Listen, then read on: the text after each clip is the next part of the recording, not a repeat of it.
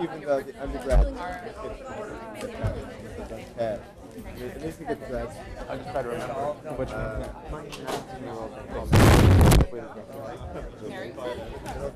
I'd like to get us started, so if you can find a seat, the panelists can find a seat, we'll get underway shortly. I'm Chris Schrader. I'm a director of the public law program here at the law school. Curt Bradley is the associate director. I was just going to say a minute's worth of introduction about this organization for some of you who are seeing a program in public law activity for the first time. One of our pleasant tasks is to augment the educational opportunities you have in the classroom with extracurricular events that bring panel discussions, outside speakers, internal speakers, typically over a lunch period, although sometimes late in the afternoon like this, to discuss some issue of public moment having to do with public law. So there could be nothing more of moment than the first vacancy on the Supreme Court in the last 11 years. And we're delighted that this is our kickoff event for the fall. We also do a standard preview of the upcoming term of court, which we'll be doing later in September, as well as a variety of occasional events built around topics that are currently in the news. And we're very interested in your ideas about speakers or topics that you would like to see treated in a community forum with some chance for give and take, people you'd like to invite to campus. So if you have an idea, please come and talk to Curt or me, and we will see if we can work with you to make it happen.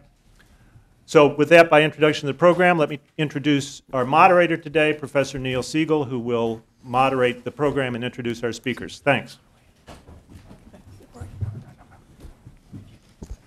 Thanks a lot, Chris. Some folks might question Chris's judgment in having the inmates take charge of the asylum. But I think, like many a great artist, a great vision is not often recognized in one's lifetime. So I appreciate Chris's support. Our wonderful senior faculty does not just serve the interests of the students. Duke is also a wonderful place to be a junior member of the faculty. We have a great program today, and I'm very excited that you folks are here and that we have this panel before us. We're going to talk about Justice O'Connor's legacy as well as implications for the future. As Chris said, we have the first vacancy on the court in 11 years. Erwin Chemerinsky is going to kick things off, speak for 10 minutes on Justice O'Connor's role in the Supreme Court's abortion and affirmative action jurisprudence. As all of you know, Erwin Chemerinsky is a professor of constitutional law and federal courts here at Duke, as well as one of the most widely respected and well-known Supreme Court practitioners and legal academics in the country.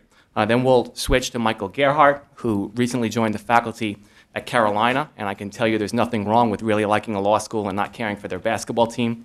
It's certainly a distinction Justice O'Connor would have been comfortable with if she could decide a case more narrowly by going off on that grounds. So it's not just Carolina's benefit, but ours as well, that Michael Gerhardt, a very frequent commentator on the court in the newspapers, on the television, expert in constitutional law. We're very pleased that he could join us.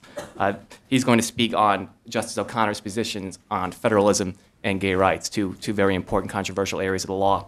Then we're going to switch to our beloved leader and dean, Kate Bartlett, who has not just been a wonderful gift to the Duke Law as an institution, but before that has also earned a reputation as one of the foremost authorities on gender discrimination in the United States, and she's going to speak on Justice O'Connor's role in the gender cases dealing specifically with claims of gender discrimination. Walter Dellinger, who's both a professor of constitutional law here at Duke, as well as the head of a Melvin E. Myers appellate practice in Washington, D.C. He, like Erwin, is also a frequent Supreme Court litigator, as well as advisor to past presidents. He's one of the more well-known and respected legal players on the scene in Washington today. And we're very lucky that he's here at Duke as well. Curt Bradley was a very recent addition to the faculty. We got him from the University of Virginia. I don't think they've gotten over it, and I don't think that we have either. Curt's going to speak on Justice O'Connor's views on the role of international law and foreign court materials in the U.S. courts. And I don't know if I mentioned it, but Walter's going to speak on Justice O'Connor's seminal role in the religion cases, Establishment Clause and free exercise. She has coined what many people believe is the governing test in that area. And finally, we're gonna end with Sam Sankar, who's an old friend of mine from law school at Berkeley. We clerked together the same year at the court, October term 2003. Sam clerked for Justice O'Connor, and in no more than 10 minutes, he's going to reveal all the deep, dark secrets of how Justice O'Connor decides cases and her general influence on the law. And he can do it in less than 10 minutes. I've seen him do it before. So we'll get started with no further ado with Erwin Chemerinsky speaking on abortion and affirmative action. Thank you so much for the kind introduction. It's really an honor to be part of this distinguished panel. And it's wonderful to see so many of you coming this afternoon, staying till the end of the day to listen to the panel. The conventional wisdom about Sandra OConnor is that she decided cases very narrowly based on the facts, that she didn't generally adhere to principles in deciding cases. Her ruling... It's Justice O'Connor. I know. Yeah, I think if I just sit here and hold it, we're all... Well, what if we just hang it up and don't kick it? Very creative. That's in case anybody else steps down while we're doing this. Up to the minute. Anyway, what I was saying is the conventional wisdom about Justice O'Connor is that she decided cases based on their individual facts and context and with lacking any overarching principles. I very much take issue with that characterization of Sandra O'Connor's jurisprudence. I think that in all of the controversial areas of constitutional law, she came onto the court with a principle that she believed in. It was a principle more conservative than the court was then following. And slowly over the time that she was on the court moved in her direction so that her principle then became the test applied by the court. To be sure, there were justices who were more conservative than her, who criticized her for not being as absolute as she was. There were always justices more liberal than her who criticized her for not being in their direction. But I think in each area, she had a principle, she stuck to it, and the court came to her. I want to show this in the two areas I was assigned, abortion and affirmative action. When she came onto the court in 1981, replacing Potter Stewart, strict scrutiny was the test that the court used with regard to challenges to abortion regulations. In 1973, in Roe v. Wade, the Supreme Court held that abortion was a fundamental right. Roe was a 7-2 decision, with only William Rehnquist and Byron White dissenting. The court clearly said that because abortion was a fundamental right, strict scrutiny was to be used. And for those of you who haven't yet had con law or gotten to this part of the course, it would mean that in order for the government to prevail, it would have to show some compelling interest in regulating abortion and that it was using the least restrictive alternative. Justice O'Connor first participated in an abortion case in the Akron Reproductive Health Center versus City of Akron case in 1983, just 2 years after coming on the court. The issue was whether or not a waiting period for abortions was constitutional. The Supreme Court declared unconstitutional the waiting period. Justice O'Connor dissented. She said that she didn't think that strict scrutiny was the appropriate test for abortion. She said that instead the court should allow the government to regulate abortion unless the government places an undue burden on abortion rights. No other justice before that on the court had ever articulated the seemingly amorphous undue burden test. In 1989, in a case called Webster versus Reproductive Health Services, 4 justices on the court clearly called for the overruling of Roe versus Wade. Chief Justice Rehnquist wrote an opinion joined by Justices White and Kennedy. Remember, Rehnquist and White were the 2 dissenters in Roe. They said the government should be able to regulate abortion so long as it has a legitimate interest, and protecting fetal life is a compelling interest. Justice Scalia said, overrule Roe and do so today.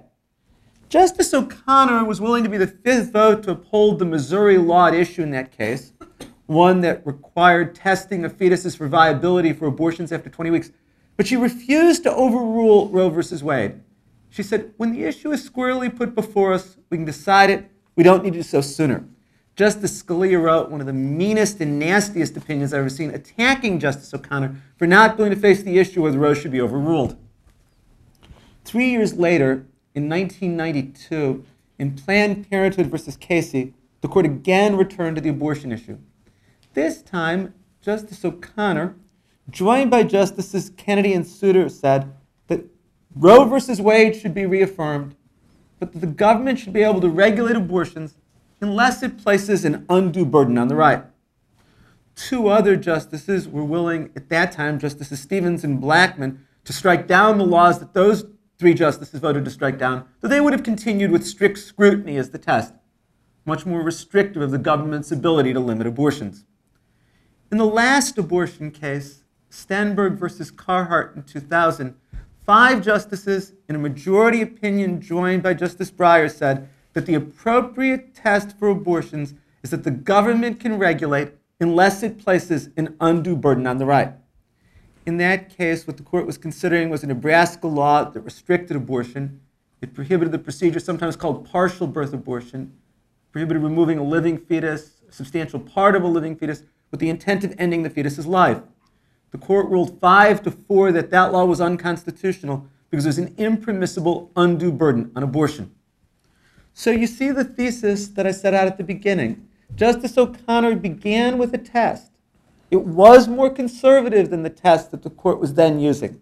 Slowly, the court came to adopt her test. So as we speak today, in August of 2005, and you were to know what's the black letter law rule with regard to abortion, it's just what Justice O'Connor said in 1983.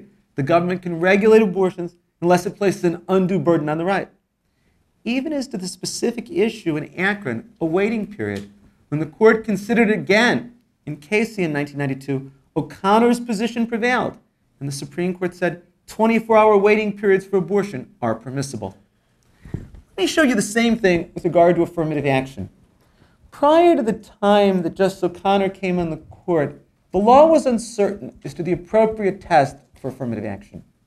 Would the court use strict scrutiny, which I said requires that the government action be necessary to achieve a compelling interest? Would it use lesser level of scrutiny, that those of you in con law know is called intermediate scrutiny, that the government action has to be substantially an important interest? Would it use some other test? When the court first confronted the affirmative action issues in 1978, in the Bakke case, in 1980 in the Full Love case, the court didn't agree on a level of scrutiny. Justice O'Connor first faced affirmative action in 1986 in a case called Wygant versus Jackson Board of Education. Jackson, Michigan, had recently hired a number of African-American teachers, and it needed to have layoffs. So it decided to fire Caucasian teachers with more seniority. The Supreme Court declared this unconstitutional, but without a majority opinion. Justice O'Connor wrote an opinion concurring in the judgment, which she said, strict scrutiny should be the test for affirmative action programs. When the court returned to affirmative action 3 years later in J.A. Croson versus City of Richmond, Justice O'Connor is then writing for the plurality of the court saying, strict scrutiny should be the test. And 6 years after that, in Adirondack Constructors versus Pena, Justice O'Connor, writing for a majority, held that strict scrutiny is the appropriate test for affirmative action. That the use of race by the government, whether to disadvantage minorities or to benefit minorities, should have to meet strict scrutiny. But Justice O'Connor went out of her way to say that strict scrutiny need not be always fatal. Many had said, and those who at con law know, that strict scrutiny seemed to mean that the government would always lose. But she said, by adopting strict scrutiny, the court was not condemning all affirmative action programs. The court was leaving open the possibility that affirmative action programs might meet strict scrutiny. And we saw that O'Connor meant what she said just 2 years ago in Grutter versus Bollinger in June of 2003. The University of Michigan Law School, like most law schools in the country, considered race as one factor among many in admission decisions to enhance diversity to benefit minorities.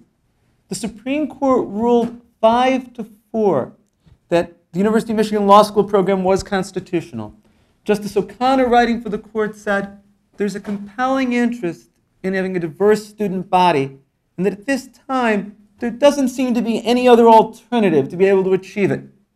The University of Michigan Law School's means were narrowly tailored to achieve the objective. And so she wrote the opinion upholding affirmative action as it's practiced in law schools and universities across the country. Here, too, She came onto the court with a clear vision, strict scrutiny for affirmative action, but the strict scrutiny didn't have to be fatal. And slowly over time, the majority of the court came to adopt her position. Of course, in these areas, like so many, she's been a pivotal vote in 5-4 decisions. In abortion and Stenberg versus Gerhardt, remember, she was the 5th vote to strike down the Nebraska law restricting abortion. In Grutter, she was the 5th vote and the author of the majority opinion upholding affirmative action.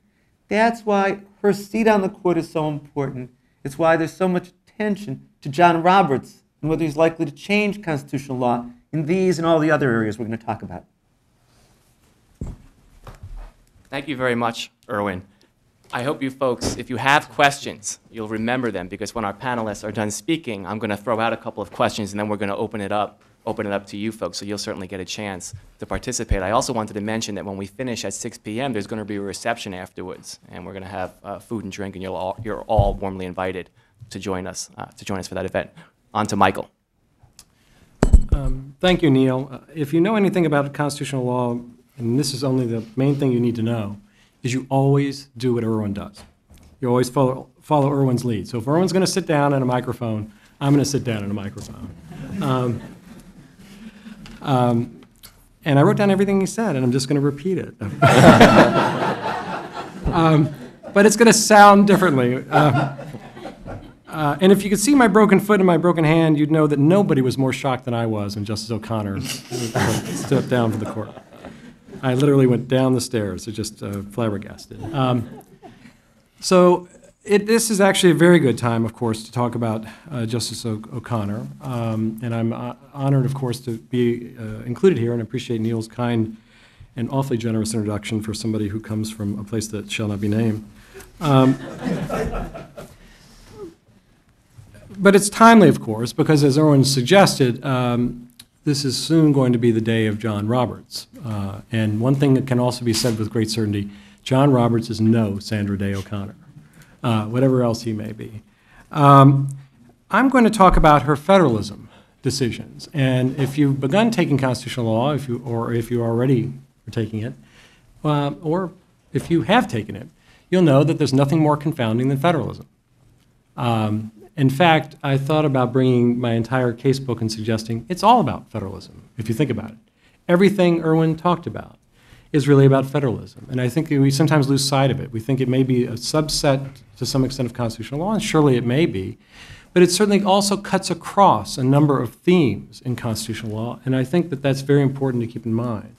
I think it's important for Justice O'Connor's legacy, and it's certainly important for understanding what happens on the Supreme Court. My starting place for understanding Justice O'Connor's legacy, in fact, begins with something she didn't even write. It begins with a very, very telling dissent that she joined. She joins this dissent later, and it's in the term limits case. If you know about the term limits case, that case is to some extent, some might argue, for example me, that it looks a little bit like McCulloch versus Maryland in terms of its argumentation. But Justice O'Connor joins a fiery dissent from Justice Thomas in that case, in which the court actually strikes down some state laws that try to mandate term limits for members of Congress. But Justice O'Connor dissents. Now, this is going to be very telling. She dissents in that case. And she dissents and joins an opinion in which Justice Thomas states,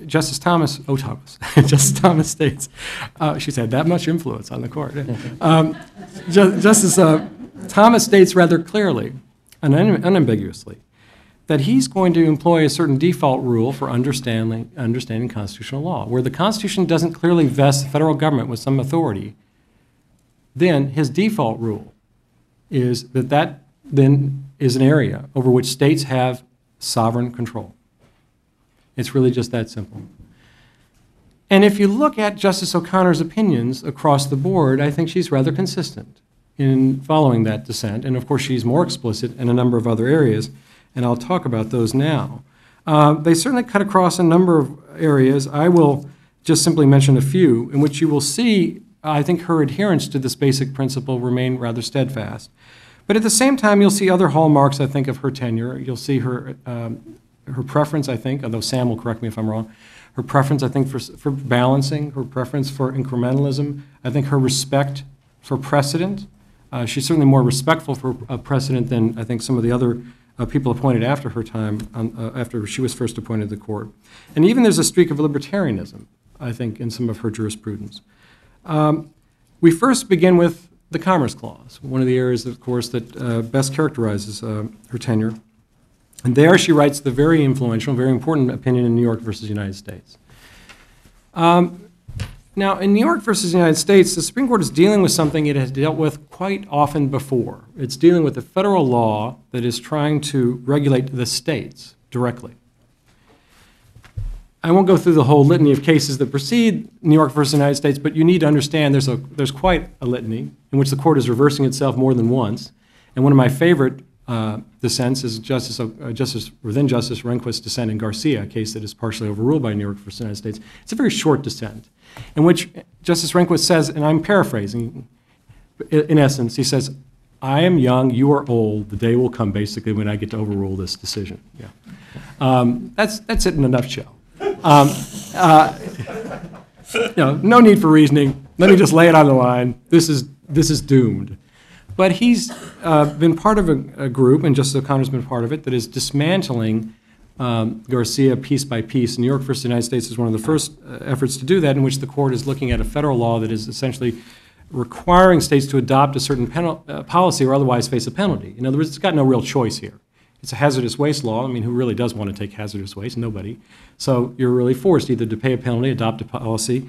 And Justice O'Connor writes an opinion, by the way, building on a dissent that she wrote in Garcia, in which she basically says that that's not a choice, and states need to be given a choice. Otherwise, it's commandeering. It's mandating the state to do something it doesn't want to do.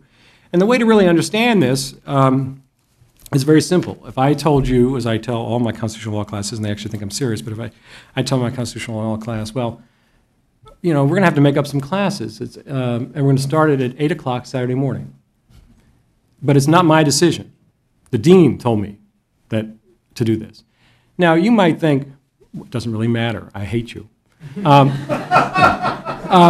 That's Justice O'Connor's opinion in New York versus the United States, which is to say, it doesn't matter that the state got ordered to do something and state officials said, look, somebody else told us to do this. What you're going to say is, my gosh, they're putting hazardous waste behind neighborhoods and everywhere else, and I'm going to hold the people I'm looking at directly responsible. And she says that perverts or distorts federalism. And this opinion, I think, then launches or helps to launch a series of cases in which, of course, she also casts pivotal votes, including, for example, Prince versus United States, in which she concurs. And basically, in that case, involving the Brady gun, the Brady Act, in that case, the court strikes down part of a federal law that would have required state officials or local officials really to sort of follow through or execute a federal policy. She says that kind of commandeering, doesn't matter whether you're commandeering a legislative agent or an executive official, either kind of commandeering violates the Constitution. But then in Prince, you see her do something that is not often done by a justice, and I think I just mentioned this because I think it reflects something about her background, and we shouldn't forget that I think her background is all important here. Her experience in state government, her pragmatism, I think, as a state official and also as a judge. She then says, well, look, if the federal government had a number of options before it, and here are a number of different ways the federal government could have gone about achieving what it wanted, and these are still available to you. That kind of instruction, that kind of pragmatism, I think, again, is a hallmark of her jurisprudence. And again, it's reflected in Prince, but on behalf of a principle that she's trying to implement there, and that principle, of course, is the protection of state sovereignty at the expense of an overreaching federal government. There are other opinions, I think, that reflect her jurisprudence on this front, but I'm simply going to leap to the end of the line with respect to one of them on the Commerce Clause front, and that's Gonzalez versus Reich. There she writes a dissent to a case in which the court upholds a federal law that basically prohibited or restricted marijuana use. The court read that federal law as preempting states from being able to operate as laboratories and perhaps authorize the use of marijuana for medical purposes. Justice O'Connor writes a very strong dissent in which her opening line takes off from Louis Brandeis's famous phrase about states as laboratories and says basically this case involved the states had attempted to operate as laboratories here. And a number of states may well try to operate as laboratories in which they try to authorize certain drugs that the federal government doesn't want to have authorized, but perhaps the states feel that this is an opportunity to experiment with their utility under closely governed circumstances. But again, I think her respect for state sovereignty, her unwillingness, I think, to allow for sort of almost an autocratic federal government control of this circumstance leads her to dissent in that case. One area, of course, is Commerce Clause that we see her respect for federalism. Another is Section 5 of the 14th Amendment. Here we've had a number of opinions recently. I won't go through all of them, but you will read them and suffer through them in constitutional law. One of the most important, I think, although it's hard to say any single one is important, is City of Boerne versus Flores. It's a very important case in which she partially dissents, but in essence she agrees that she agrees with the test the court's using for evaluating the scope of Congress's exercise of power under Section 5 of the 14th Amendment. But at the same time, she says, quite tellingly, that she disagrees with Justice Scalia's opinion in Smith, a very controversial free exercise case, which Congress is really effectively trying to overrule in its decision. And she thinks Smith ought to be overruled. But nevertheless, she agrees with the court's methodology in City of Boerne versus Flores. That's important for a couple reasons. She's affirming a rather strict test here. She's also affirming a rather significant judicial role here for judicial review. Some people, my friend Jeff Rosen, for instance, refers to this, I think wrongly, but as judicial supremacy. But in any event, you see the court exercising a vigorous judicial scrutiny, even of a congressional exercise of power in the 14th Amendment, which one would have assumed existed in part to allow the federal government to override state activity. Another case in which she joins, I think perhaps tellingly, is United States versus Dickerson, in which she agrees with the reaffirmation of Miranda, or what's left of Miranda, and yet does not approve of the exercise of Section 5 power, essentially to displace the court's ruling in Miranda. Now this leads me to one area, of course, that my friend Tom Rowe knows better than I do, but it's pivotal to any discussion of federalism and state sovereignty, and that's the 11th Amendment. I invite you to read the 11th Amendment sometime. It'll be the last time you see that language have any real meaning. Of course, Erwin knows this better than I do too, but I can't. The humor of the 11th Amendment never escapes me. No. Usually abused. Yeah. You've got to be these days, but it lets the pain go away. No. The 11th Amendment is something the importance of which cannot be overstated in contemporary constitutional law. And so you can go through an entire course in Constitutional Law 1, never hear the words 11th Amendment mentioned, and it would be a mistake, I think, to come away without an understanding of how the 11th Amendment restricts federal power. It restricts commerce power, for instance. Justice O'Connor participated in these opinions in which he would join in the court's holding that the Commerce Clause may not be used to abrogate a state's 11th Amendment immunity. Essentially, the 11th Amendment protects a state from being held liable for damages in federal court. Now think about the reach of that. If that's the principle, the reach is awfully extensive. The only exception the court has recognized in opinions in which Justice O'Connor has participated is an exercise of power under Section 5 of the 14th Amendment. And so her string of opinions in the 11th Amendment, I think, are quite important because they all arise during her tenure, and they all of them recognize, a very significant limitation on the exercise of federal power. One recent, I wouldn't call it an exception, but at least one recent instance in which she upheld or voted or joined in upholding an exercise of Section 5 power under the 14th Amendment is Nevada versus Hibbs, in which the court upholds the Family Leave Act. And again, this seems to be part of, I think, her nuanced jurisprudence. Just when Justice O'Connor seems to be easy to sort of figure out, just when you think she's going to keep following something straight on down the line. For example, think about the abortion decisions that preceded Casey in 1992. You think she's going to go one way, or at least it sounds like she's musing about going one way. And you read her opinions on Section 5 of the 14th Amendment, and again, you think she's going a certain way, and then Nevada versus Hibbs comes down, and she doesn't, which, of course, is a very important lesson, and that is not to generalize, not to think that she's not trying to decide the cases one by one. Let me just mention a couple of other areas, because I know time flies. Spending clause. Here I think Justice O'Connor is, in a sense, kind of going a little bit against the grain, in which she dissented in the most recent case controlling what governs here, and that's South Dakota versus Dole. She dissents, essentially suggesting that the spending clause can't be used to compromise state sovereignty. The last area I want to sort of mention, which arguably, let me mention two real fast. One's takings. Her dissent in the Kalo case is quite strong, and that I think is also important to keep in mind. She has been a very strong proponent of a robust interpretation of the takings clause to restrict developers and the exercise of eminent domain. But the other area I want to mention is, of course, implied fundamental rights. Here, I think we see a series of opinions in which she participated and oftentimes was a very important participant. The right to die cases, just among them. Sands versus Roe is a surprising opinion in 1999 in which she actually joins in reaffirming an earlier case recognizing an implied right to travel. Erwin's mentioned the abortion cases. These are cases in which federalism is at stake, because if a federal court recognizes an implied fundamental right, the loser in that case typically is going to be the state government, state autonomy. If you think of it as a zero-sum game, if the federal court recognizes the existence of an implied fundamental right, then typically the state loses. But Justice O'Connor balances. And so what happens in these cases oftentimes is she recognizes the existence of a liberty, but nevertheless recognizes a countervailing state interest. And so that makes her opinions more nuanced, but at the same time, she's oftentimes concurring with the state activity. The very last case I just want to mention, I'm sorry to go on, is one very important to federal jurisdiction, but can't be lost sight of either in the course of all this, and that's Michigan versus Long.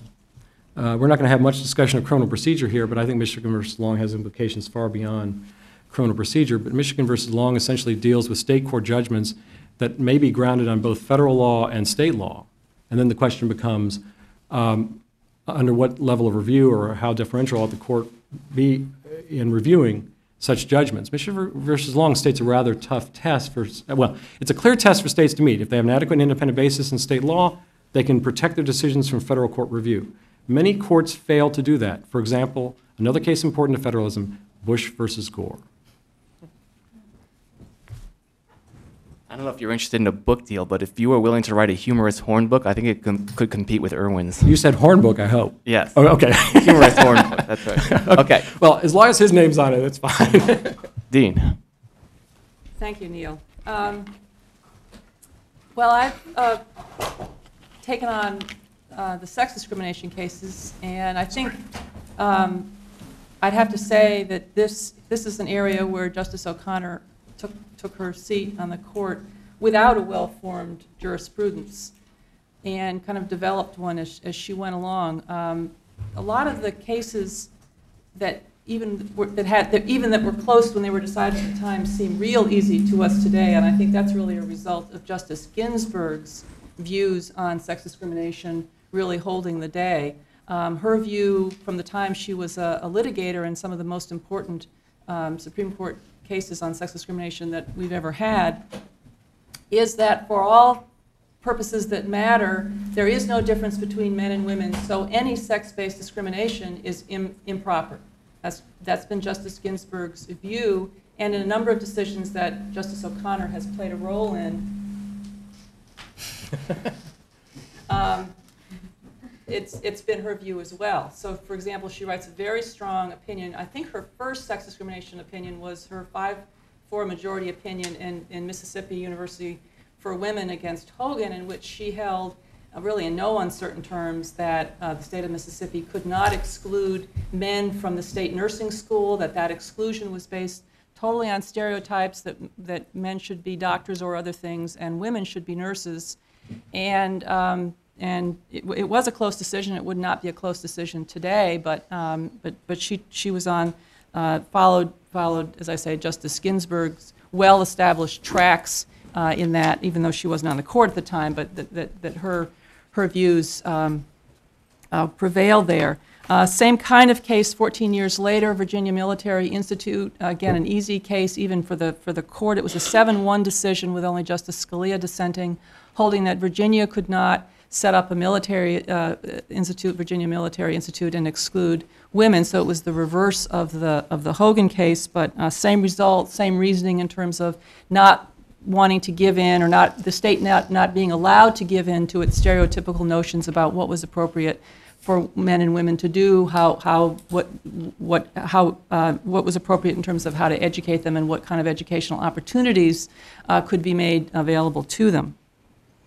Justice O'Connor wrote a concurring opinion in Price Waterhouse in 1989. There were some nuances in that case where she differed from the court in terms of certain burden of proof issues. But again, very strong recognition of the fact that this woman who had been told that she'd been criticized by Price Waterhouse for being too aggressive, too abrasive, too rude, and Justice O'Connor writes, was particularly impressed by the evidence that she had been told by supervisors that her problems would go away if only she would walk more femininely, talk more femininely, wear makeup, have her hair styled, and wear jewelry. So she got it in terms of how those sorts of things just weren't, were a sign that, that women were being held to different standards, and she wasn't going to put up with it. And as I say, easy case today, and a pretty easy case when it was decided. She also didn't have any trouble in the sexual harassment area. She wrote the majority opinion in Harris versus Forklift, where a 9-0 decision, so no one had any trouble with that, holding that not only quid pro quo sexual harassment, but also environmental, hostile environment harassment was a form of sex discrimination under Title VII. So all of these were fairly conventional. She used some strong language in some of these decisions, but you know, pretty well-worn tracks in terms of the theories that she was applying. The two most interesting areas of cases for me are the ones where there was a twist and she took a somewhat different path than she might have taken, or took a different path from Justice Ginsburg. One of these groups of cases were the unwed father cases, and the other is the jury case, JEB. So first, the unwed father cases. She joined, early in her time on the court, she joined with the majority in a case called Lair versus Robertson, one of the two step-parent adoption cases I'm going to mention. These are cases where mother and father unmarried, mother marries, and mother's husband wants to adopt the child, thus cutting off the rights of the biological father. In Lair versus Robertson, there were things that unmarried fathers could do in New York to protect their rights so that they could not be cut off in a subsequent adoption action. One of them being to file your name in a putative father registry, which I challenge any of you in New York or any other state to think about maybe existing if you wanted to establish your rights as a father. And certainly this father didn't think to do that, and so he was cut out of the proceedings and not allowed even to pursue his claim as the father. And Justice O'Connor joined that majority opinion, which was written, I think that was written by Justice Stevens, who's taken a very consistent view. Someday I'm going to write an article about Justice Stevens and the unwed father cases. But she joined that opinion, and the basis of it was that when it comes to proving parenthood, men and women are differently situated, and the state has to be concerned about those differences, and they make a difference in terms of the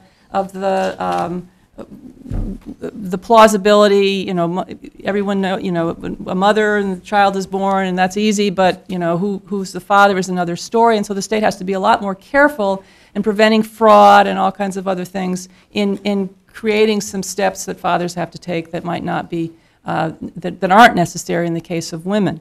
Likewise, in the Michael H. case, a very much more interesting case and a closer case for the court about 6 years later, Justice O'Connor joins in the opinion with Justice Scalia, splitting from Justice Ginsburg, who at this time, by now, well, no, actually, she's not on the court, but it's clear she would have made she's splitting with the jurisprudence here. In that case, the father had already a very well-established relationship with a child, but as a result of a conclusive presumption in the state of California, the mother's husband was presumed to be the father, and there's nothing that the biological father could do about it. And again, because of the different situation, as the court reasoned, between the different positionings of men and women vis-a-vis parenthood, that presumption was upheld.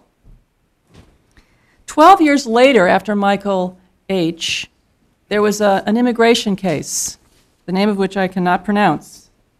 Somebody help me out here. Nguyen? Nguyen, thank you, thank you, okay. And this is the only case I'm going to mention today in which Justice O'Connor was in the dissent. But in this case, a man was trying to fight deportation based on the fact that his father was a U.S. citizen. The problem was the father had not met the immigration rules requiring, again, it was a similar set of rules to the ones that were challenged in New York and California that made fathers jump through hoops that mothers did not have to jump through to prove parenthood. The father hadn't stepped forward before the child was 18, which was the problem in this case. He was not able to establish his parenthood and thus was subject to deportation, and I think was deported. In that case, there was DNA evidence and an established parent-child functioning relationship that was offered to prove that this guy was the father, and yet because the immigration rules didn't allow that form of proof, that evidence didn't meet any of the criteria set forth in the statute, he was out of luck. And in that case, Justice O'Connor writes the dissent, and joined by Justices Ginsburg, Breyer, and Souter, where she sort of joins on, abandons, I would say, her earlier position, although she'd never written an opinion before in an unwed father case, but she had voted the other way. She joins the other side and says, wait a minute, let's look at this a little bit more carefully. Men and women may be different, but does it really, in this case, where there is another alternative, the state does not need to be this rigorous to be sure that they've got the real thing here in the biological father. And what is this? What are these rules based on? Anyway, they're based on stereotypes. She retrieves a lot of the language in some of her earlier decisions that had sort of looked a little bit more closely at things that used to be considered differences, but now we think even though these are differences, they shouldn't matter, and incorporated that in her opinion again, which is a very strong, extremely well-written opinion, and showed, I think, some movement from her earlier position on those issues. Finally, I want to mention the jury case. I spent all morning in the jury pool myself this morning. I didn't see any of this in action, but JEB, as you may know, is the case which held that states may not, actually, that no one can. In this case, it was the state exercising its peremptory challenges, trying to exclude, see how did this work? Trying to exclude men from a child support case. And the court held that you may not use sex as a basis for your peremptory challenges. Justice O'Connor joins with the majority, which holds that you can't do that, although then she writes a concurring opinion in which she thinks it should only apply to the state, not to all parties. And along the way, I think engages in what I guess Michael was referring to as a more nuanced approach. She recognizes what Justice Ginsburg has really never really recognized in print in any of her decisions that I know about or in any of her advocacy before she joined the court, that sex actually does make a difference when it comes to the sorts of things that come up to juries. If the whole idea of the peremptory challenge is that the lawyer can use his or her own instincts to guess at sort of where a judge would lean, that all the studies show that women, for example, are more likely to convict rapists, and I suppose they're more likely to be tough on child support defendants. That was at least the assumption of the state in this case.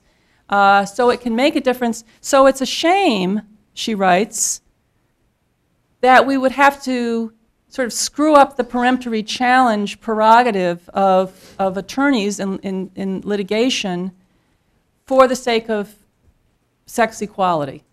She's willing to do it, and she does. As I say, she votes with the majority, but it's with some considerable hesitation and with a recognition, again, that not seen by the other justices, and I haven't seen it with Justice Ginsburg, a recognition that there are actual differences that might matter for the question that's at issue, and you know, willing to sort of put the danger of stereotyping ahead and give it some primacy, as she did in the last unwed father case, but with some concern and with some sense of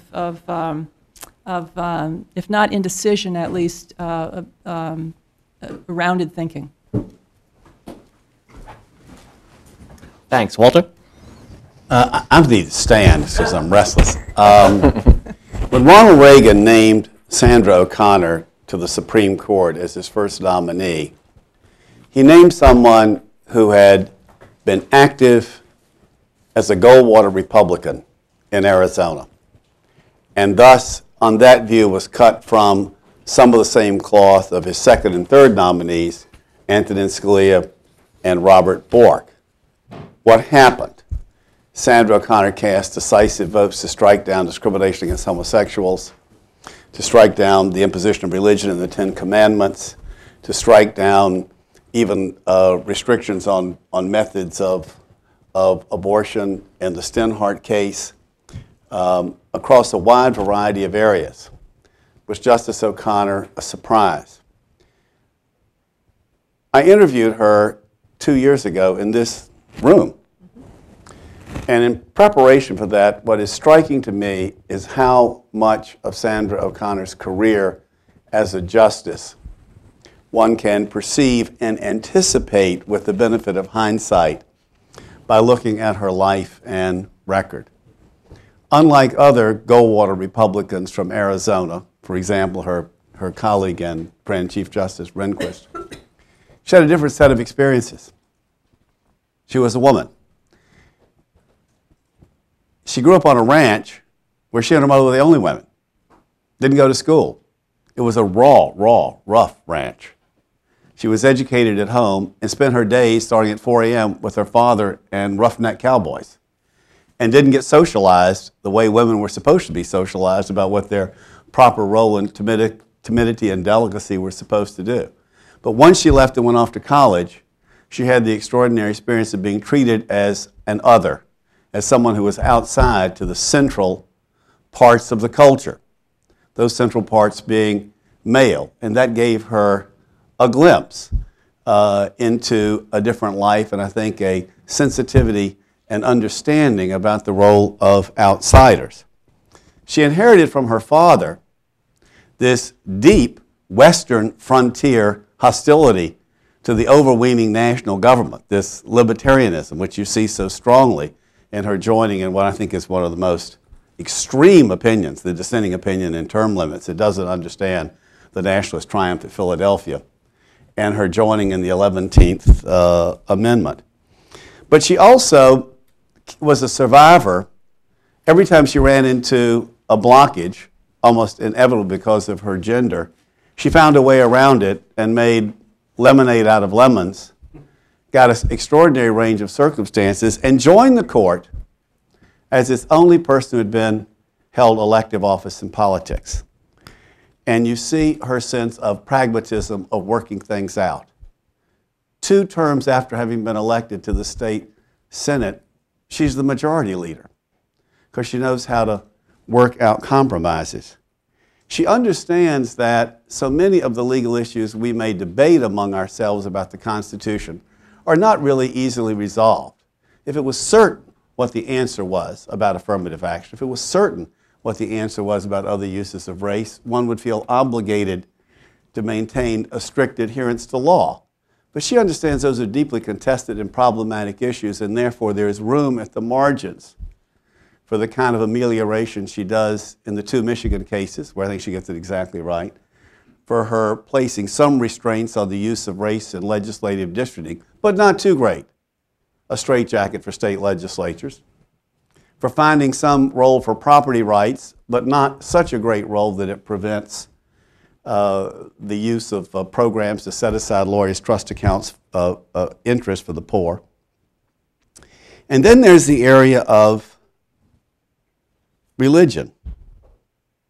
I think her larger perception is that experience of being an outsider as a woman. But then you look at her, I found old biographies of hers, old resumes. In the midst of raising 3 children, trying to maintain a law practice on her own, since no firm would hire her, second in her class at Stanford Law School,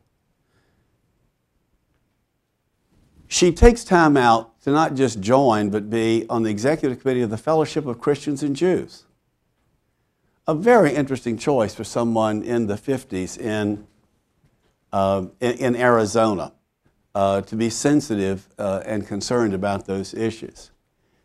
Just as she had voted against prohibiting the State University Hospital from performing abortions, while also voting to protect physicians and nurses who did not wish to participate as a matter of conscience.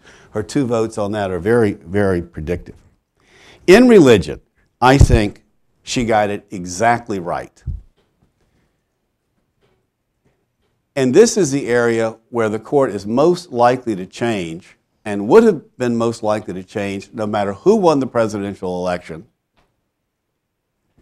because of where she stood precisely. Another justice appointed who was like Ginsburg or Souter or Stevens would move the court perhaps in one direction in half the major cases. Another appointee, similar to Justices Rehnquist and Scalia and Thomas, would move the court in another direction. It's an extraordinary area where I think there are 2 fundamental principles which O'Connor understood, but which half the court dissented from. 4 justices on one way and 4 justices the other way. So in my view, with 8 justices getting 1/2 of the religion clauses badly wrong, the court decided every case correctly by the magic of Justice O'Connor figuring this out. What she basically understood was this simple calculation. Government religion, bad. Private religion, good. Now, this is not rocket scientist, but half the court doesn't understand one of those positions. And she believed in what I call the very central role of private individual conscience and choice about religion. What, in thinking about this panel, I would for the first time call her belief in robust private choice. And I mean robust private choice in 2 senses.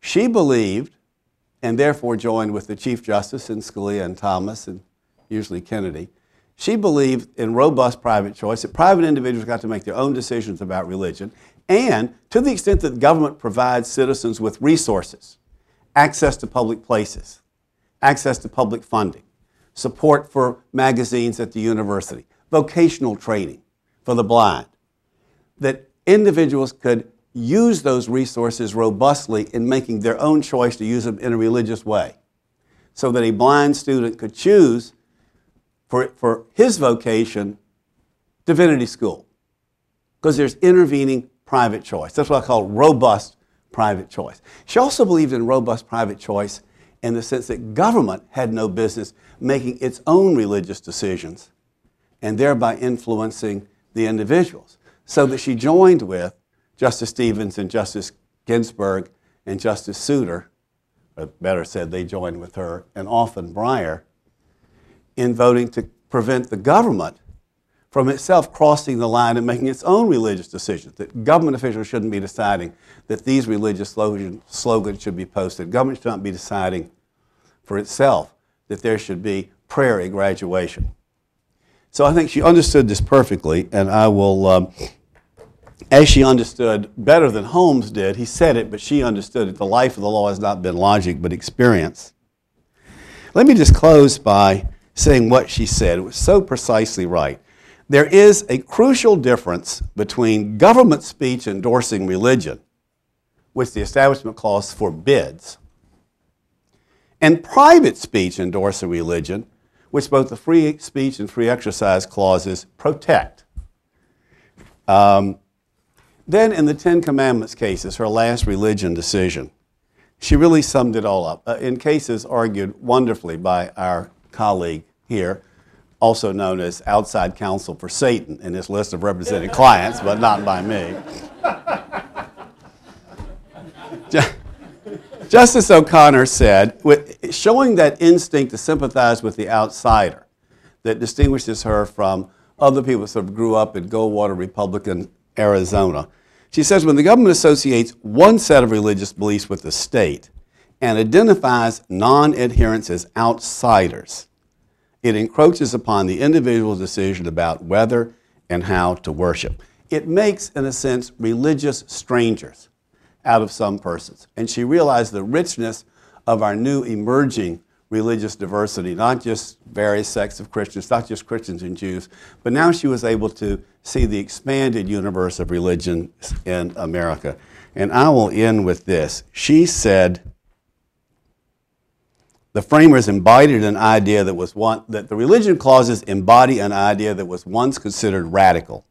Free people are entitled to free and diverse thoughts, which government ought neither to constrain nor direct. By enforcing these clauses, we have kept religion a matter for the individual conscience, not for the prosecutor or the bureaucrat. At a time when we see around the world the violent consequences of the assumption of religious authority by government, Americans may count themselves fortunate. Our regard for constitutional boundaries has protected us from similar travails while allowing the private exercise of religion to flourish. And she closed with this, as I will. Those who would renegotiate the boundaries between the church and state must therefore answer a difficult question. Why would we trade a system that has served us so well for one that has served others so poorly? Thank you, Walter. We're going to turn now to Curt. Thanks, Neil. My topic is the role of international and foreign court materials in U.S. courts. And as probably at least some of you know, there's been a big controversy, especially in the last few years, over the reliance by the Supreme Court on foreign and international materials in interpreting the Constitution. For example, most recently in the juvenile death penalty case, Roper against Simmons, in which the court emphasized international practice in various treaties against executing juvenile offenders. Before that, in Lawrence versus Texas, the anti-sodomy case, there were citations to international decisions and British laws, and there's some other decisions along those lines. There's also been a lot of controversy about U.S. courts adjudicating foreign human rights violations that occur around the world in the U.S. legal system and the degree to which U.S. courts should be open to that. On this topic, we actually can look just beyond Justice O'Connor's opinions in discerning her views. She's actually given a number of speeches on this topic that she knows is controversial. And in her book, The Majesty of the Law, which came out a couple of years ago, she also has some sections on internationalism and this topic of relying on foreign materials. And in a nutshell, I think it's fair to describe her as an internationalist in the sense that she was quite respectful and interested in international and foreign materials and receptive to judicial use of these materials, including in the constitutional law area. At the same time, within the internationalist camp at least, it would be fair to describe her, I think, as perhaps not surprisingly moderate and pragmatic in the way in which these materials get used. In particular, she emphasizes in her speeches, and I'll mention a few decisions, the idea that these can be useful supplements to American courts to enable and facilitate and enhance their own decision-making, but they're not likely in most instances to be binding, and they're ultimately to be filtered through American judicial discretion and to have to accommodate themselves to U.S. legal traditions and standards. And they don't have a kind of supremacy in American courts that at least some people would maintain. She's sort of given that message, as I said, in a number of speeches. Like a number of Supreme Court justices, she's also been quite active in international travel while she's been on the court, participating in foreign law reform projects, interacting with judges from other countries and international courts. She's also chaired the advisory board of the American Society of International Law for judicial outreach and has had a direct role in promoting this increased internationalism in that venue. In terms of decisions, one can trace her at least votes in a number of cases that have increasingly in the Supreme Court endorsed at least citation and to some extent reliance on foreign practice, international materials in the death penalty context and some others. The Roper case from last term is particularly a good illustration, I think, of her what one could call moderate internationalism views in that she dissented from the majority's opinion. The majority struck down the juvenile death penalty, held that it violated the Eighth Amendment. And Justice O'Connor dissented, but unlike Justice Scalia, who has been complaining for some time now in dissents about the majority's reliance on foreign practice, international decisions, unratified treaties, and other materials as influences on their interpretation of the Constitution, her dissent specifically stated that she disagreed with Justice Scalia, and that in her view, as she stated in speeches and otherwise, U.S. courts ought to look abroad.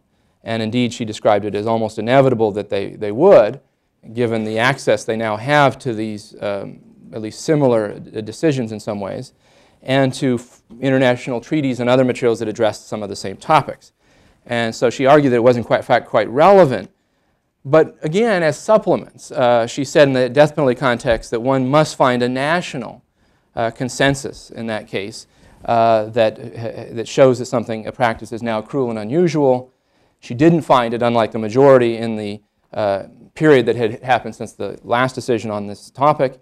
And for her, international opinion, which was quite heavily against the juvenile death penalty, would not by itself have a kind of supremacy or have its own status as a rule, but would rather could be a useful supplement to confirm otherwise good evidence of a national consensus, which she did not think, unlike the majority, existed.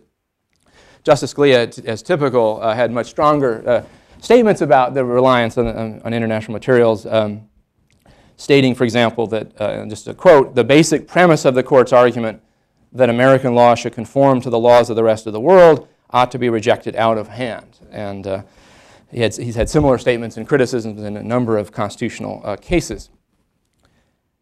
If one looks outside the constitutional area, I think one finds a similar pattern of kind of this tempered or filtered internationalism.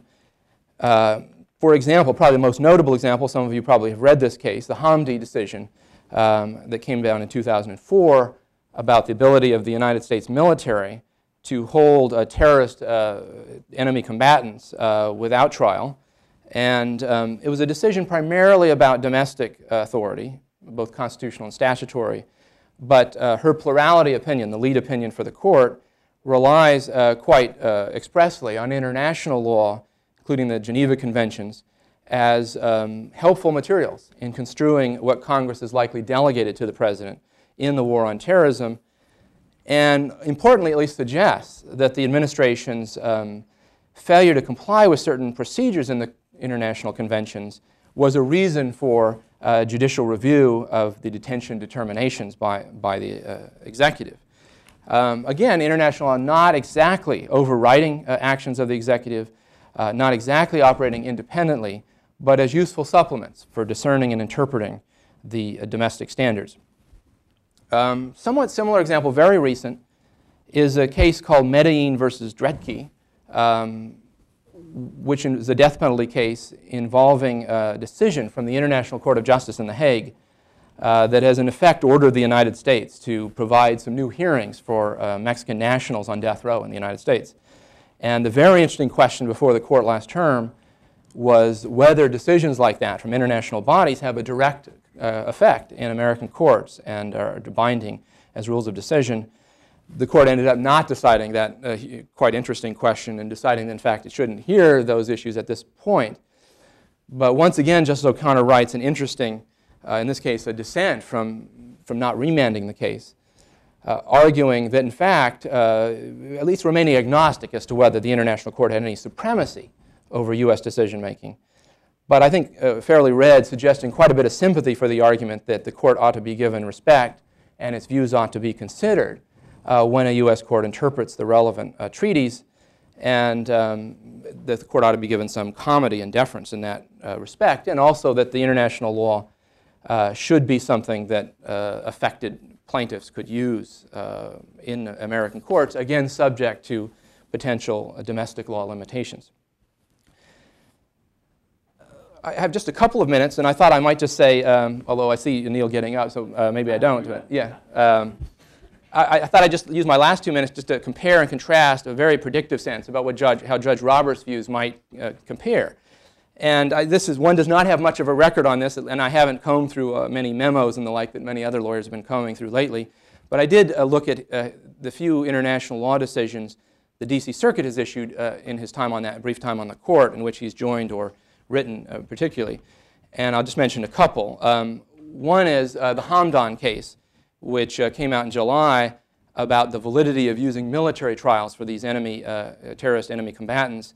The D.C. Circuit upholding the President's authority to do that, and being, and I think fair to say, very deferential to the President's authority in this context, notwithstanding arguments that these commissions as currently constituted violate the Geneva Conventions. And one judge, who's otherwise I think fairly conservative, actually wrote a concurrence saying that at least part of the Geneva Conventions ought to be considered, but Judge Roberts with the other judge did not even join that separate concurrence. And one other case of interest is a case called Akri versus Iraq from the year before, involving claims of torture and abuse by American POWs from the first Gulf War, trying to seek human rights claims against Iraq. And the majority rejects those claims, and Judge Roberts goes further, though. They found that the statute that the plaintiffs relied on didn't give a cause of action. But Judge Roberts' opinion, a concurrence, goes further and actually argues that he reads certain appropriations legislation as implicitly allowing the President to, in effect, turn off statutes that might otherwise apply in this context. Again, very deferential to the President's authority in foreign affairs, even in the face of claims about international law.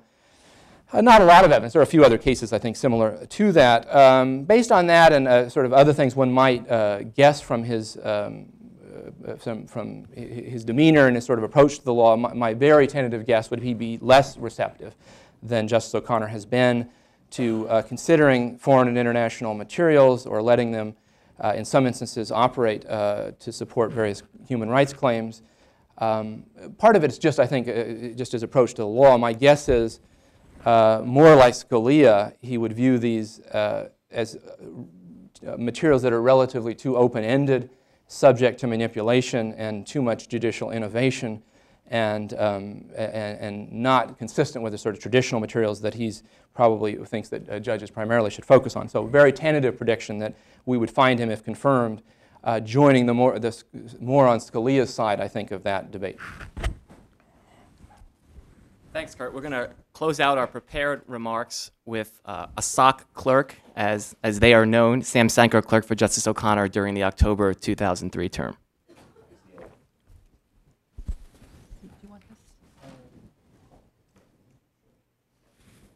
Yeah, turn it on. There's a turn it on. There's an on button there. All right. Is this pretty good? All right. So, as you can imagine, in the last couple of months, I've been getting a lot of questions about Justice O'Connor. She was a pretty well-known justice before her retirement, but in the last 2 months, she seems to have been on everybody's mind in a big way. So one of the questions I'm often asked is what she's like as a person. Well, that's an easy question to answer. So when I'm asked a more difficult question, which is how does she make her decisions, well, that sort of puts me into a spin, and I always end up describing her as a person instead. But that's actually kind of an important point, because I think she made her decisions in a lot of ways like regular people make their decisions. We use different ways of making decisions for different contexts. We have different problems call for different approaches. And part of her method, I think, was to treat problems like real people would treat problems. I think she believed that being a judge was no different than being a real person. It was a task that you approach in a very human way. So it has been one of the things that has very much irked me in the last couple of months is to see a lot of commentators appear in various places and, from what I can tell, for political reasons, start describing her decision-making process in fairly pejorative terms. And those critiques, we've been hearing them for 20 years, and they go something like this. Justice O'Connor either implicitly or explicitly creates these balancing tests. They're endlessly malleable in her hands and in the hands of others. She relies on facts that seem irrelevant to everyone but herself sometimes. She avoids the creation of bright-line rules that lower courts can use in some intelligible manner. And when others offer those rules, she muddies them with concurrences that seem to go off on other points, making her fifth vote a fifth vote for nothing at all. And she's, in short, something of a sphinx. Well, the one takeaway point you should get from from my appearance here is the following. I've heard a lot of people suggest that this approach of Justice O'Connor's was sort of calculated in some in some deep way to aggrandize power to the court and specifically to put herself in the center and in a very powerful seat on that court. On this account, her decision-making process had as one of its objects to make this court the O'Connor court. And I think that nothing could be further from the truth. Justice O'Connor's favorite outcome was a 9-0 decision. She really felt happiest when the court could agree completely on a decision. She never relished the application of judicial authority to solve anyone's disputes, and never less than when her vote was going to be the vote that decided that dispute. 5 votes for an outcome she believed to be, even if she believed it to be correct, was not a victory to her. It was a cause for sadness. And more than once, I remember her returning from conference excited to announce that a view that we already knew would prevail as a majority view was in fact a more than majority view, a 6-3 view, a 7-2 view. And perhaps what may be even more interesting to some people here is that she was almost as excited when she saw that it was going to go the other way against her. She drew comfort from the fact that she wasn't going to be at the center, or in fact that nobody was going to be, there wasn't going to be a 5-4 decision. And why is this? Well, I think she felt more maybe than some of the justices in the court right now, the court's real separation from American political and cultural life. And that's because, in fact, she was part of that political and cultural life before being a justice. She draws from that separation a deep conservatism and skepticism about the ability of judges in the judiciary to answer the questions that litigants ask them every day, especially when the court's deeply divided, 5-4 decisions.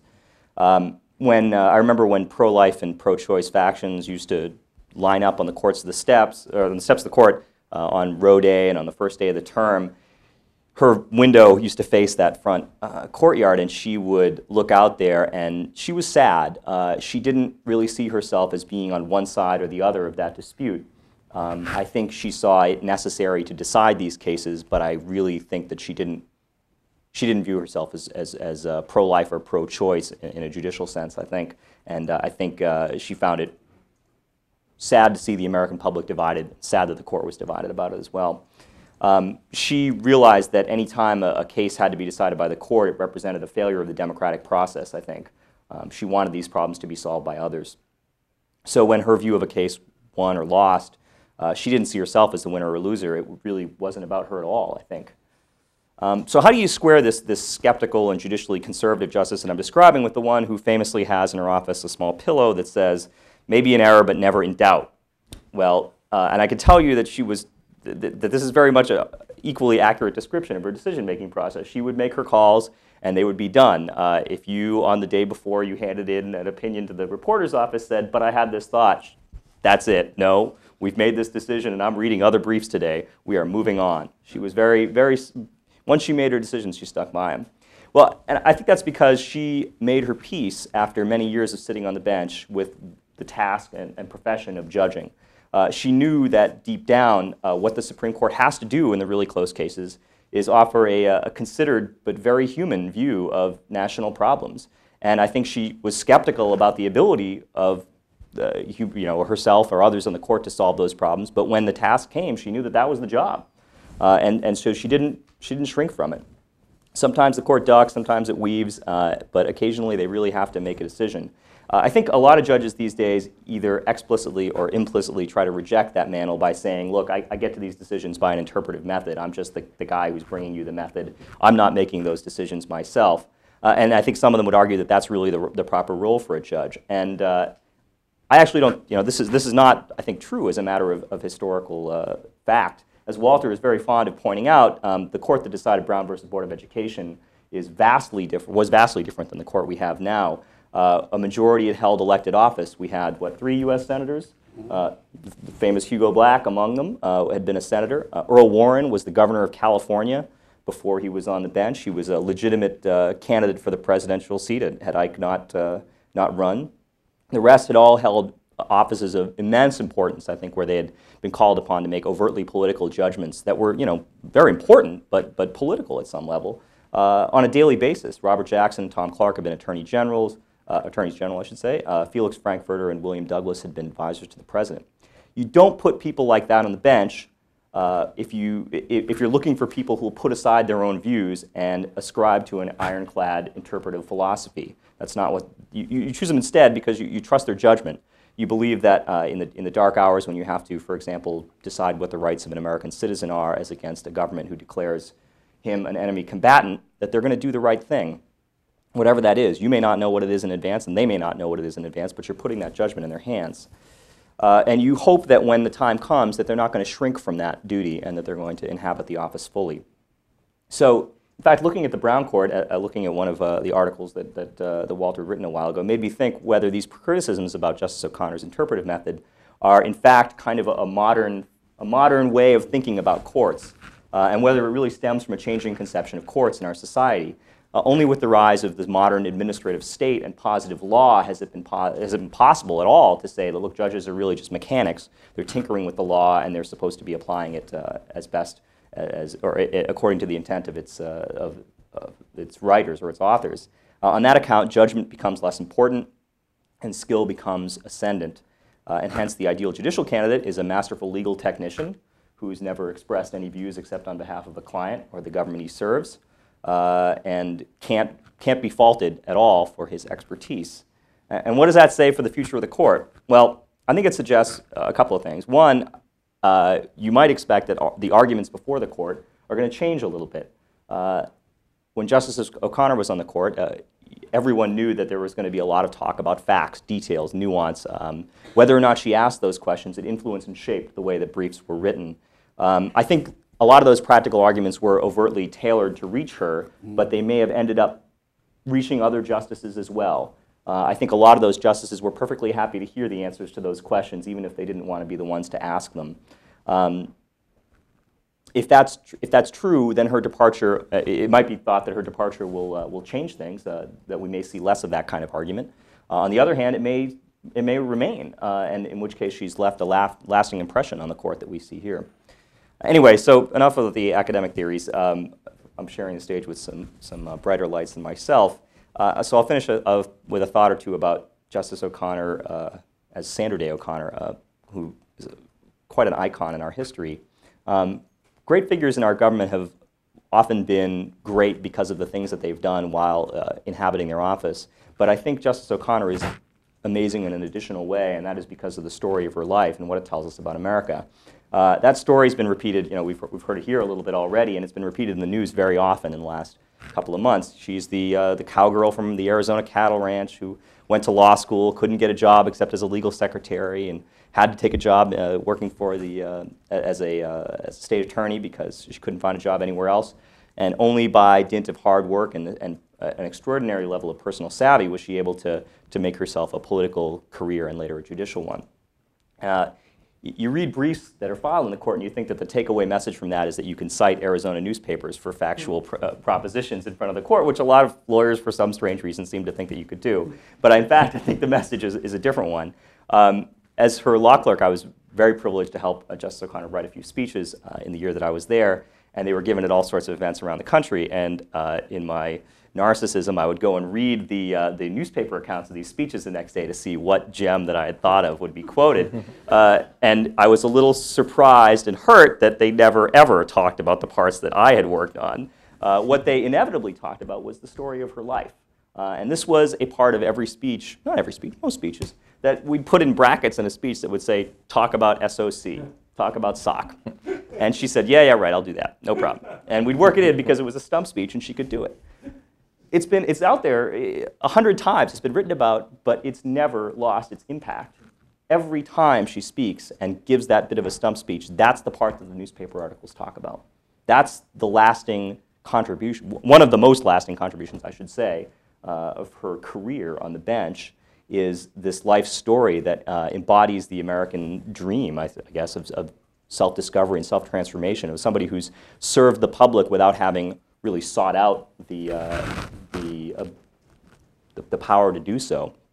And I was telling Neil this earlier today that in a lot of ways she's the right sort of person to give this kind of power to. She's somebody who didn't seek it and didn't want it, but was ready to use it when her country called. Thanks, Sam. We are running short on time, so I will ask one question and then open it up for a few questions in the audience. I think the best statement I've ever heard about Justice O'Connor is, she drives me crazy, but I'll miss her when she's gone. And that person could have been on the left, that person could have been on the right, it could have been on the middle. We focused a lot on the why people will miss her when she's gone, but there's also the she drives me crazy part. And so for every area we talked about, right, there are problems, right? Abortion, she said not strict scrutiny, undue burden, yet she didn't tell us what an undue burden was. Only she seemed to know, and she said on the one hand you can't impose one, but on the other hand you can affirmatively discourage abortion. Right? Not at all clear what the law is. Affirmative action, she's the one who says, when she doesn't have to, that unless you use this stuff only in remedial settings, this very dangerous stuff called affirmative action, there's going to be big problems. And then she goes ahead in Grutter and says, in this non-remedial setting, there's a compelling state interest in diversity. Go figure. Right? Gender discrimination and in federalism. It's great that for Justice O'Connor, gender is different. It's great for people who care about sex equality. But what about for all the other invidious classifications out there, like age, like disability, like other victims of state discrimination? How is it that you can't imply a cause of action to protect other folks, but for gender it's okay? How is it that Congress can't act under Section 5 to protect the disabled, even though the record totally swamps the record Congress comes up with in a gender case when she comes out the other way? So I think religion, she really cares about endorsement, and yet she doesn't have a problem at all with the pledge, in which you have the most sensitive school environment in which the most impressionable people are being told, more or less, to endorse monotheism, right? She doesn't have a problem with that at all. She doesn't have a problem with school vouchers, even though 96% of them end up going to religious school. So I think there are reasons why people have criticized her jurisprudence.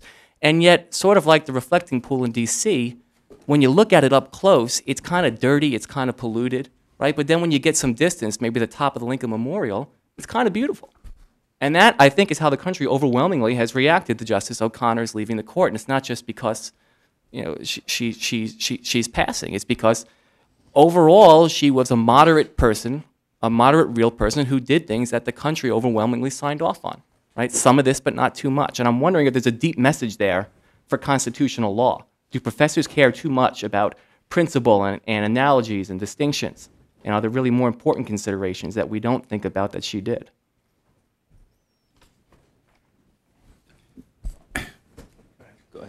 I'll take one shot. Hey, I disagree just a bit with the premise. I think there's a lot to it, Neil.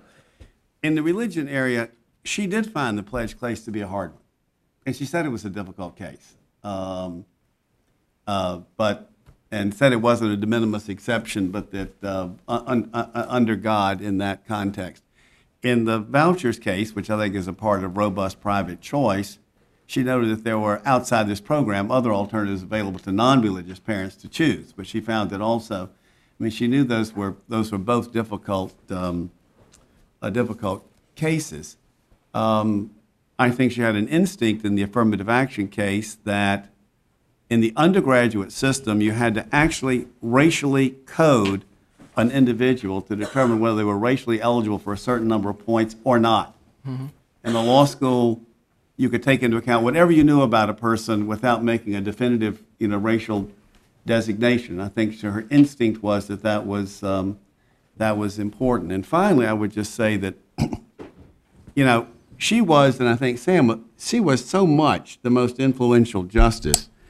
People who have clerked for other justices, people who have clerked for other justices say they all worried about what she thought, even when she wasn't in the middle in a 5-4. What is Justice O'Connor okay with the opinion? I mean, people just, she was a lead dog.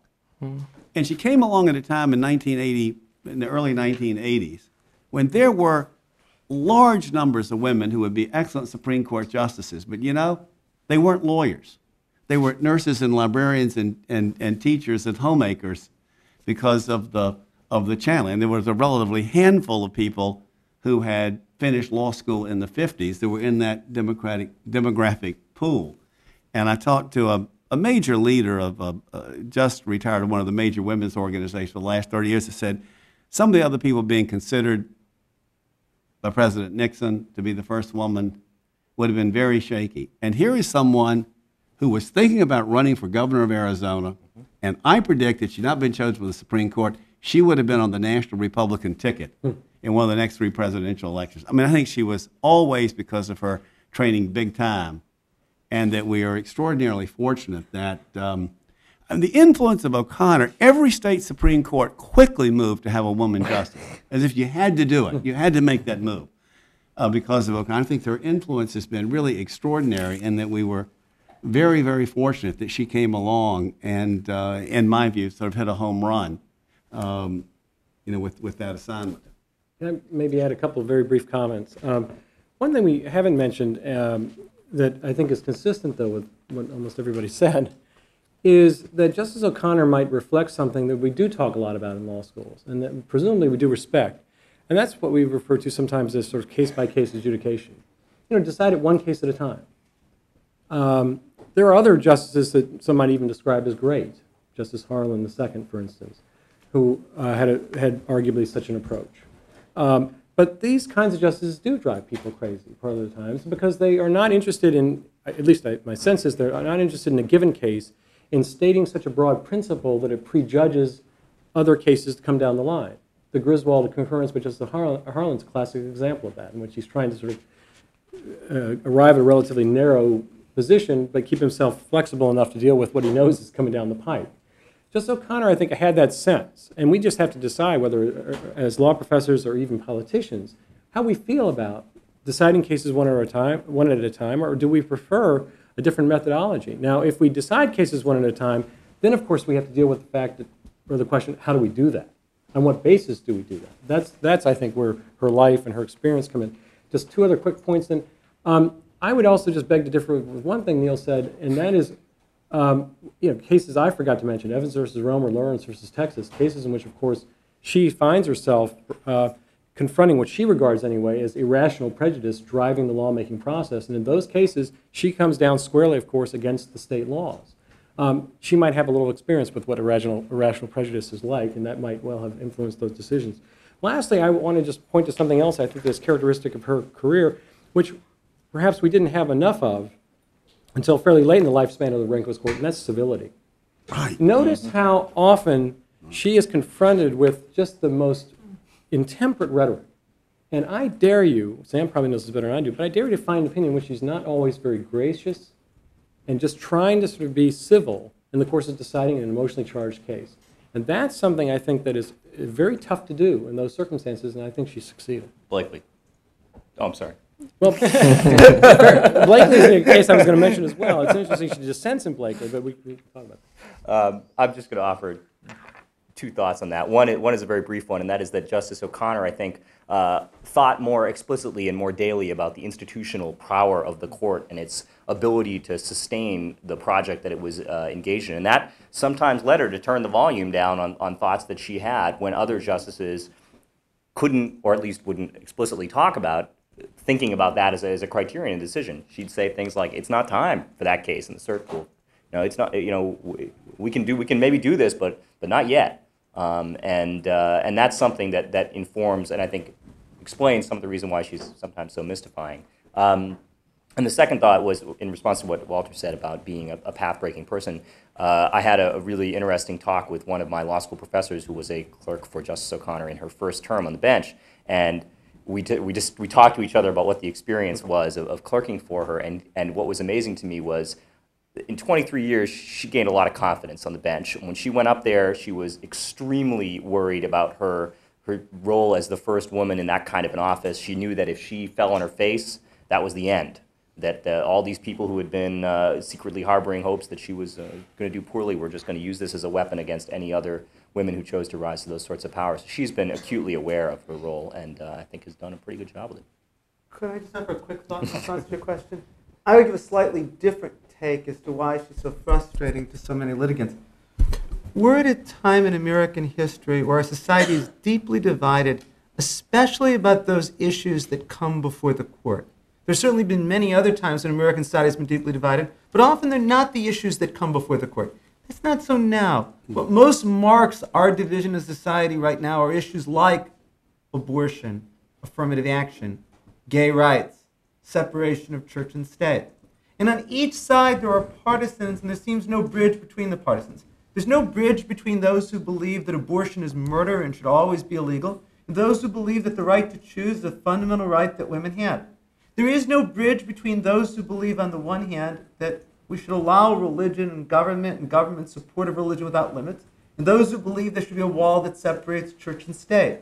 There's no bridge between those who believe that affirmative action is discrimination, always wrong, and those who believe that race needs to be taken into account in order to remedy past discrimination. O'Connor tried to take a middle position on all these issues. Actually positioned somewhat right to the middle, but always disappointing the conservatives that she wouldn't go as far as they wanted to in banning abortion, or allowing bans of abortion, banning affirmative action, eliminating the wall that separates church and state, but also being very frustrating to those on the left that she was so far from their position. So I think it's inevitable that people would feel frustrated by somebody who is standing at the middle of the very issues that divide us as a society, let alone the issues that are dividing us with regard to constitutional law. Okay, well, now I'm going to boldly contradict myself and tell you that we don't have time for questions. But you can ask as many questions as you would like at the reception afterwards, in which all of our guests will be present. Thank you so much for coming.